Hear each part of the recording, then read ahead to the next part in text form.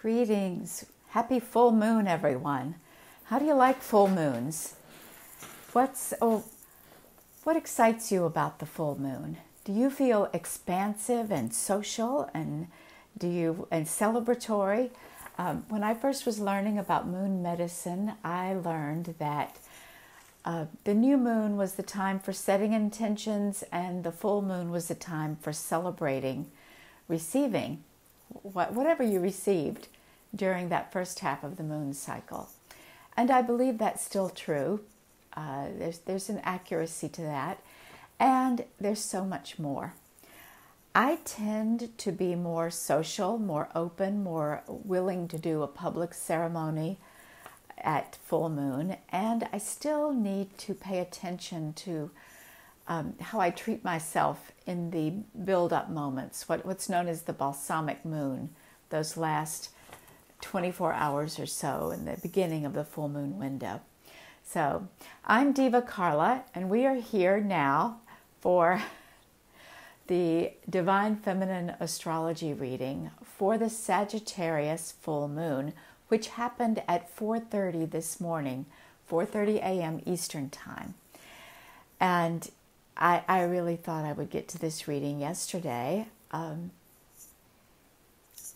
but things were in the flow, and they were in the flow again today too. And I just said, I'm stopping everything before I lose the light completely in my sunroom, and before the moon rises again. I'm going to go out and watch the moon rise over the pond. It's just the way it is. So let's talk about this chart. What are the goddesses saying about this full moon right now? And I'm going to merge this with the Wise Women Lead. I've been doing presentations every day about wise women leadership and what are some of the qualities and challenges that show up for us. So I want to see what this full moon has to say, particularly to those of us who are called to do great work in the world as older women, as crones. So let's see what's here. The first thing that I notice, amazingly, Sun is at 2553, basically 26 Gemini, and the moon as it is at 2553, 26 Sagittarius, which makes it conjunct the galactic center. So this full moon is amplified massively, vastly, by the largest object in our galaxy. The galactic center is the black hole that holds the galaxy together, that keeps it all in motion. It is like the engine, the heart of our galaxy. And it represents a deep, dark, divine feminine energy, the mystery of the divine feminine. And the moon is right there. So that energy is going to be triggering our emotions and influencing how we take things. And what would that mean for us as individuals? I think it means that I see it's amplifying but stabilizing. It gives an intention to these emotions. And a lot of us as human beings, we've got our triggers. We're not conscious of our triggers. And so if we're not conscious, all we know is that everything full moon oriented, everything that's coming up is bigger and more intense than usual. It's amplified. But I think for those of us who are studying our triggers, and wise women leaders, get to know your triggers, bring them to consciousness, and learn how to work with them, learn how to glean the information from them and move through the triggering thing right away and take that information and work with it to grow, to become stronger, and to become more powerful leaders, more effective leaders. So when it comes to our emotions and this particular full moon conjunct the galactic center, if you're this is an opportunity to catch a trigger. Don't just blame it on the moon. Don't just be swept away. That you don't learn anything from that. Wake up, notice what's going on. Notice what happened. What was the drama? Was it something out of left field that you think is unrelated to anything else? Chances are it's not. Chances are it represents a pattern of thinking, responding, attracting, believing that you get the chance to be aware of right now. And if it's a person, something in a relationship, something that you know keeps happening over and over again, wake up. It's a wake-up call. So full moons tend to be like that because the full moon is amplified emotions. Things can be external, expressed, visible, whereas the new moon, the emotions can get turned inward and can fold in on themselves, which is a whole different experience. So what I always like to look when I'm doing divine feminine astrology readings is what else is going on in the chart. And one of the first things I notice is Vesta is conjunct Uranus. She's over in Taurus. And the minute I looked there, I saw, and this is personal to me, I looked at the ascendant of this chart, and it is the same as my natal Vesta. So this chart in particular for me activates the energy of Vesta, the divine feminine fire, the devotion to my mission and purpose. And that's what happened yesterday. I was taken inward, a little more unusual for a full moon, and I did some work with a new drum. I birthed a new drum, and I listened to the moon to tap into my inner Vesta. So I don't know what's in your chart at 19 Gemini, but the sun is at 25 Gemini. So this is a time for you to, it's always a good time to tap into your inner Vesta. So what Vesta and Uranus are in a easy, congruent, they're in a chord, a melodious chord with Black Moon Lilith. Black Moon Lilith is at 5 degrees Pisces. So she is, there's a sextile with that Uranus Vesta conjunction. So that's amplifying the divine feminine, the deep mystery, which happening as it does with the moon activating the galactic center, it's expanding the depth and the mystery of the feminine. And it's an invitation always to go deeper into the feminine within yourself. What else is going on here?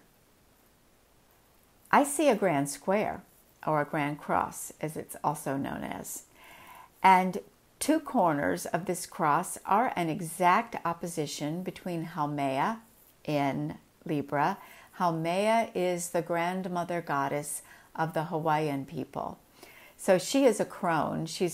And I always feel her as a sensual crone.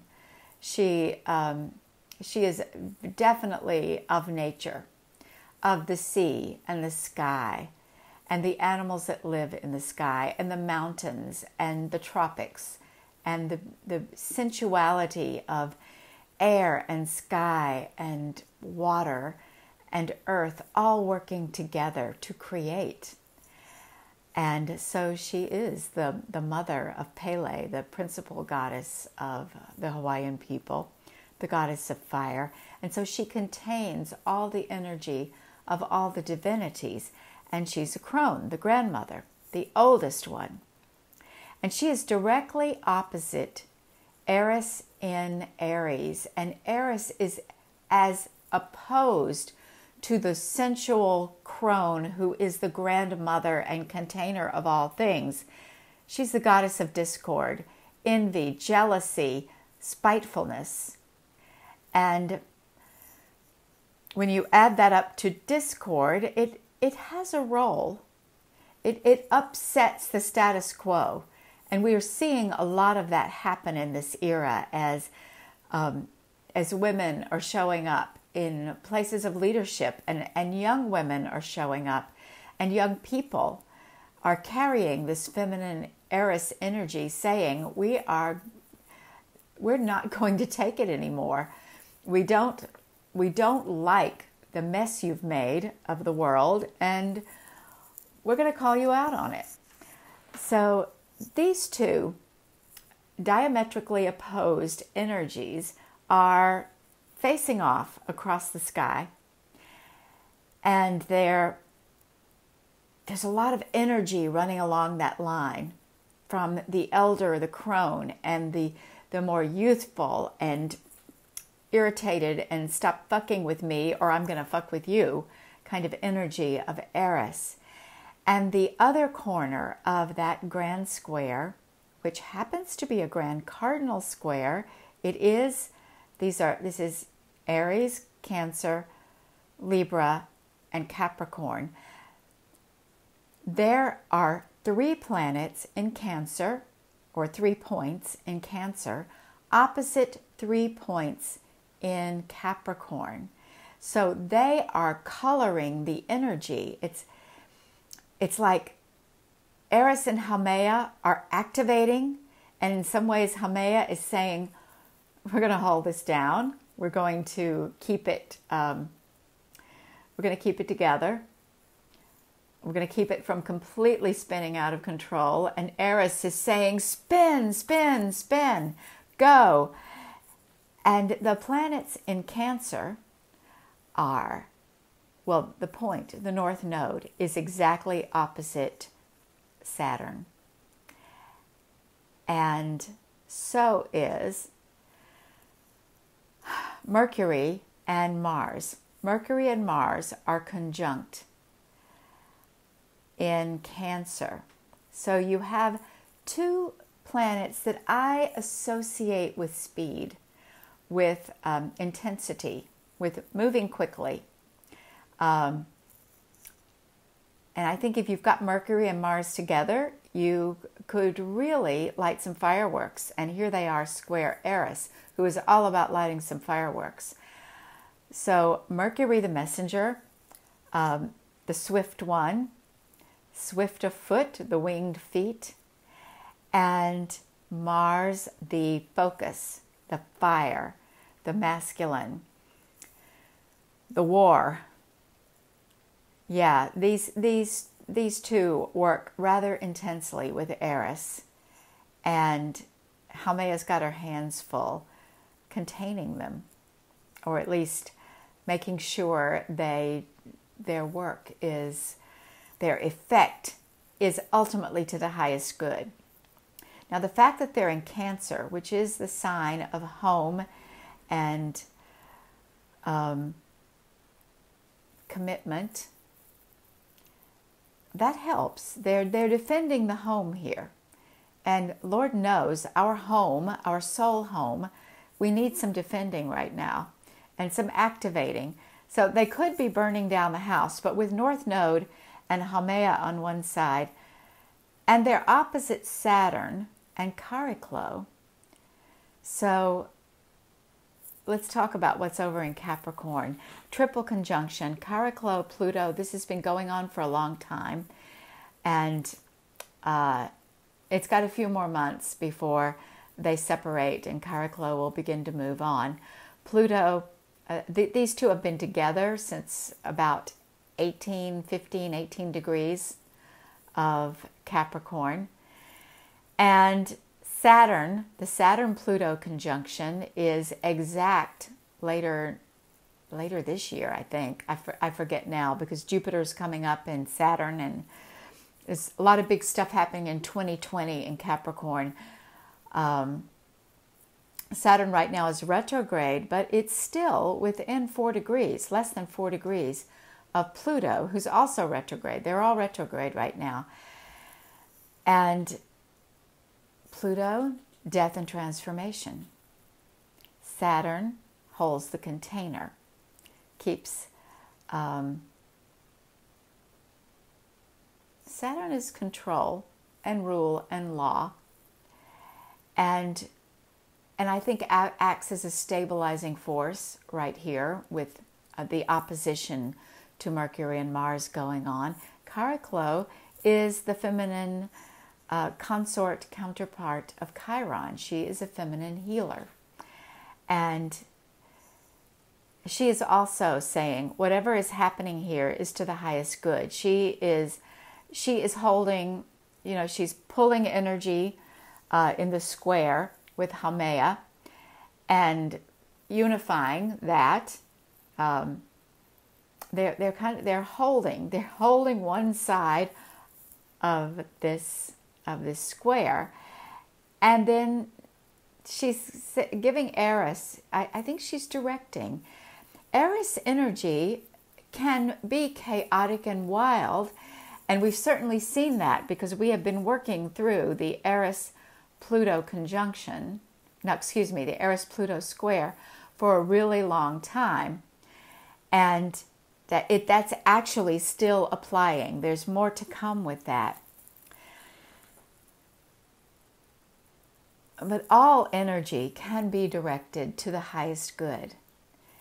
And everything that happens contains an opportunity for growth and healing, even if it looks bad at first. So with this volatile energy between Pluto, Mercury, and Mars, they're opposite each other.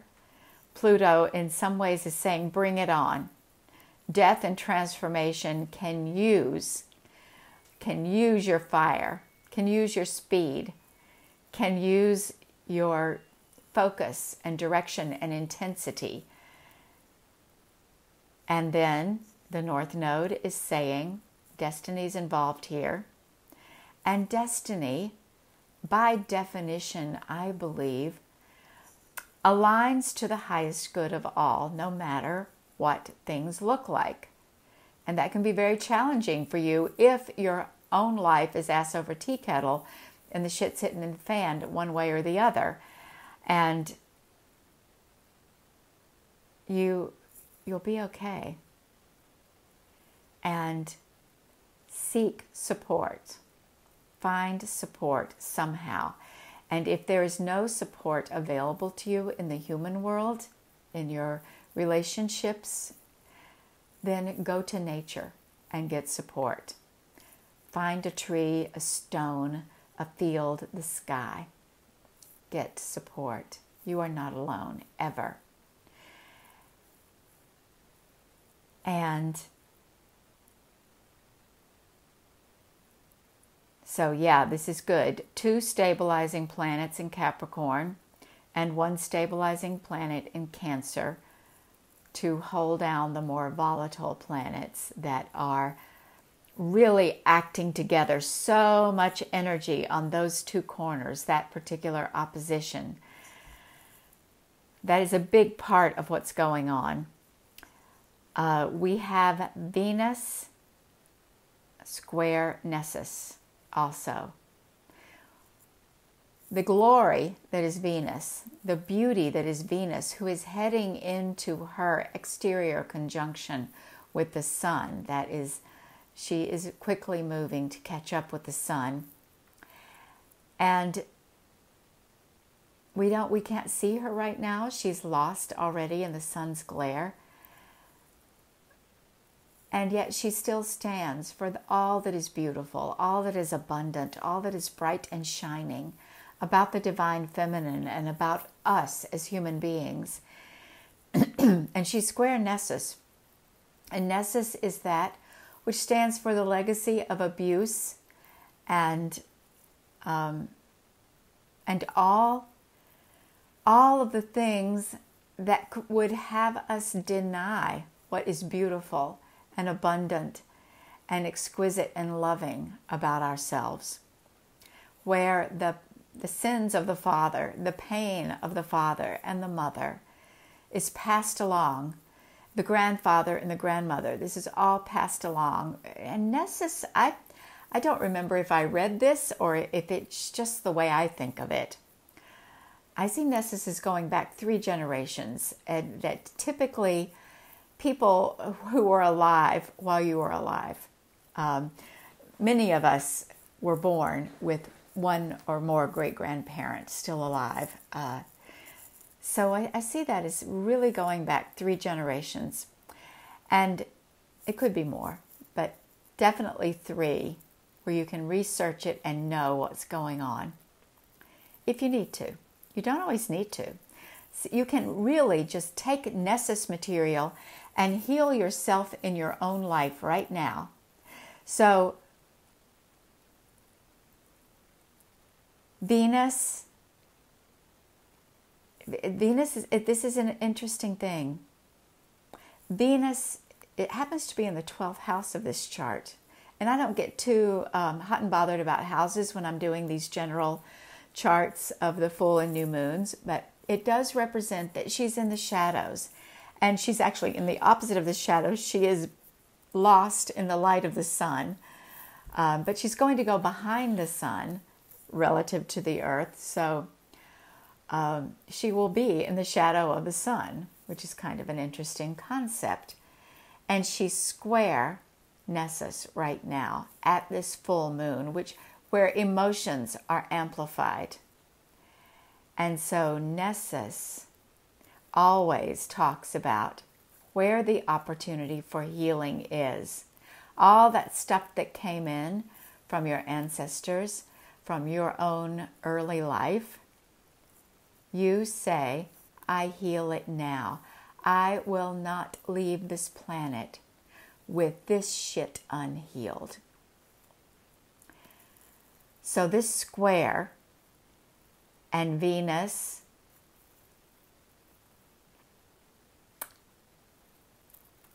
feel into that, feel into that. Your visibility, your shining, your brightness, your greatness,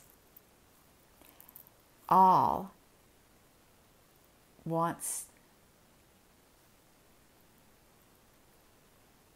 During the next 3 months, it's approximately 3 months before Venus returns as the evening star. During these next 3 months is a wonderful opportunity to do some deep work with your Nessus material, deep in your unconscious, because Venus is dropping into the unconscious place. And so any part of you that is being repressed, suppressed, oppressed, but especially that you are holding back, holding down, not wanting to be visible, not wanting to be seen, not feeling safe to be seen because you'll be breaking some family rule or you may get attacked. You just don't feel safe shining in your gifts. This is the time to do that work. And I'll mention I am a healer who can support you in that work. So if you want to talk to me about that, send me a private message and we'll talk about that. And you know what? It's getting dark in here. I'm moving into the shadows as well. So thank you very much for joining me for this Divine Feminine Astrology reading. I hope you enjoyed it. I wish you a most blessed new full moon cycle. Now, wherever you are right now, if you're on the East Coast, go out and watch the moon rise right now. See you later.